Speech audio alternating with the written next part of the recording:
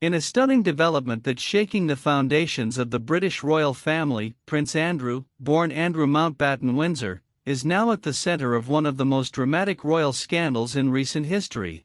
And what makes this story even more gripping isn't just the arrest itself, but the controversial, centuries-old law behind it. On Thursday, the former prince was arrested on suspicion of misconduct in public office, a rare and deeply complex charge rooted not in modern legislation, but in ancient English common law. Unlike most crimes today, this offense has no single clear definition. Instead, it's shaped by hundreds of years of court rulings, and carries a possible sentence of life imprisonment. Later that day, Andrew was seen leaving a police station after Thames Valley Police confirmed he had been released under investigation. Authorities have remained tight-lipped about the exact allegations, fueling intense speculation both in the UK and around the world. What we do know is that Andrew once held a powerful public role, serving as the UK's trade envoy for nearly a decade starting in 2001. But that role came crashing down in 2011 amid growing backlash over his links to convicted sex offender Jeffrey Epstein,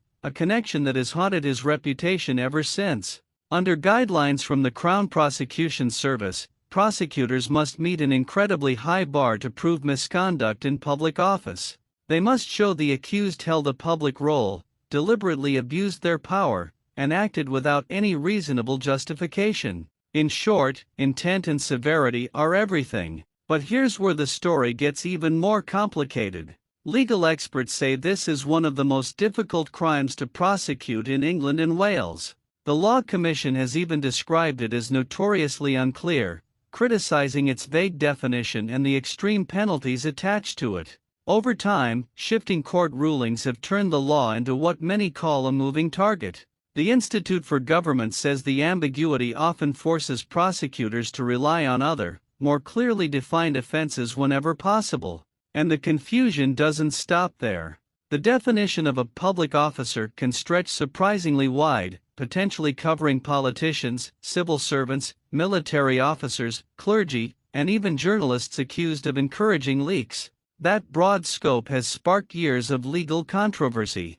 Meanwhile, lawmakers are trying to fix the problem. A new reform bill is moving through both the House of Commons and the House of Lords, aiming to finally clarify what counts as misconduct in public office. If passed, it could reshape how future cases, including Andrew's, are handled.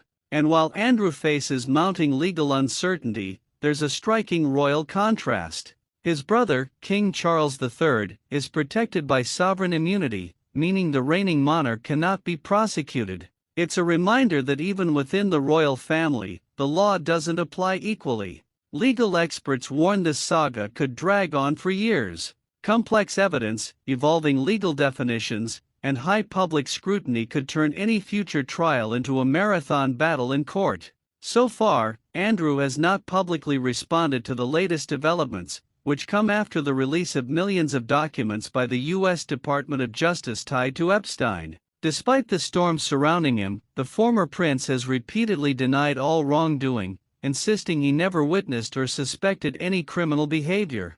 Now, as investigators continue their work and pressure builds, one thing is clear: this case could become a defining moment, not just for Prince Andrew, but for the future of royal accountability itself. Because if charges are eventually filed, the consequences could be historic, and the ripple effects may reach far beyond the palace walls.